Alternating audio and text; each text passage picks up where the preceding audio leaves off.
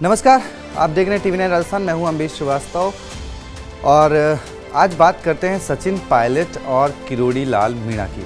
किरोड़ी लाल मीणा लगातार अपनी ही सरकार की मुश्किलें बढ़ा रहे हैं। वो सिचुएशन ऐसी क्रिएट कर रहे हैं कि सरकार के मंत्री, अध्यक्ष, सबको आके, नेताओं को आके बार बार जवाब देना पड़ रहा है। यहाँ तक कि जो अध्यक्ष हैं बीजेपी के प्रदेश अध्यक्ष मदन राठौर, उन्होंने तो नोटिस तक जारी किया जिसका जवाब किरोड़ी लाल मीणा ने दिया।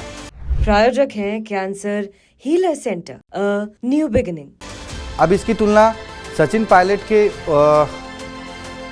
उस बगावत से भी की जा रही है जो उन्होंने अपनी सरकार में रहते हुए 2020 में की थी, कि वो अपने समर्थित विधायकों के साथ मानेसर चले गए। कुछ नाराज़गी, जिस तरीके से अभी किरोड़ी लाल मीणा नाराज़ हैं कि भाई उनकी उठाई मांगों को नहीं पूरा किया जा रहा है, जांच नहीं की जा रही है, कुछ लोगों को वो नहीं मिला। वैसे सचिन पायलट भी 2020 में जो है अपनी सरकार से नाराज़ थे।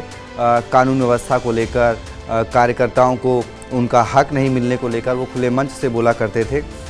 तो आज कंपैरिजन करते हैं, बात ये हो रही है कि क्या भाई तो अब ये कि भाई क्या सीएम भजनलाल शर्मा की मुश्किलें किरोड़ी लाल मीणा 2020 की तरह हो सकती हैं, जिस तरह अशोक गहलोत के सामने फेस करना पड़ा था 2020 में।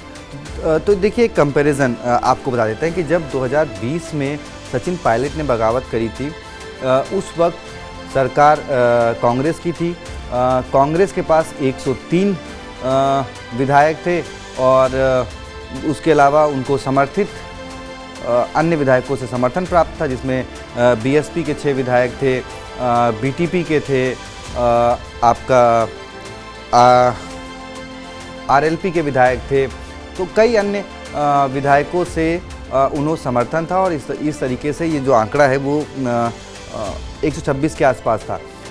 लेकिन अब जो बगावत हुई, जो 19 गए, तो ये हुआ कि भाई कांग्रेस अल्पमत में आ गई है। लेकिन क्योंकि अन्य विधायकों का समर्थन था अशोक गहलोत जी को, तो जो वो 2 महीने की, 1.5 महीने की लगभग क्राइसिस रही, उससे अशोक गहलोत जी अपनी सरकार बचाने में कामयाब रहे।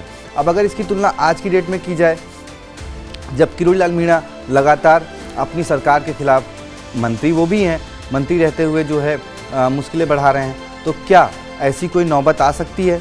तो आपको बता दें, जब 2023 के विधानसभा चुनाव हुए तो बीजेपी को 115 सीटें मिली, कांग्रेस को 69 और बीएपी को 3 सीटें, इसके अलावा बीएसपी को 2 और अन्य में 8 सीटें।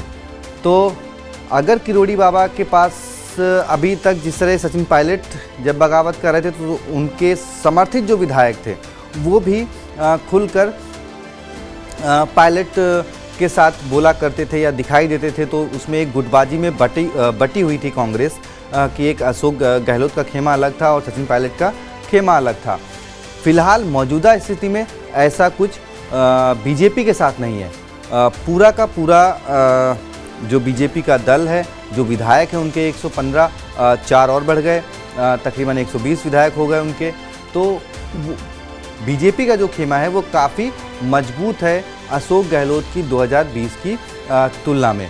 तो इसलिए थोड़ा सा मुश्किल किरोड़ी लाल मीणा के सामने ये आ सकती है कि उनको अभी तक किसी और विधायक का, उनकी पार्टी के या फिर किसी नेता का समर्थन इस तरीके से नहीं मिला। हाँ, कल राजकुमार राउत, जो कि बीएपी पार्टी के सांसद हैं, उन्होंने ज़रूर कहा कि भाई मैं किरोड़ी लाल मीणा के साथ खड़ा हूँ।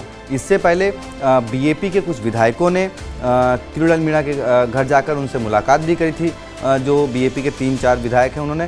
तो उस वक्त भी ये चर्चा होने लगी थी कि क्या भाई किरोड़ी लाल मीणा जो है सरकार की मुश्किल बढ़ाने के लिए बाहर से जो बाकी विधायक हैं उनसे समर्थन ले रहे हैं, जो पार्टी से अलग के विधायक हैं, क्या वो अपनी इस तरह की ताकत मजबूत कर रहे हैं?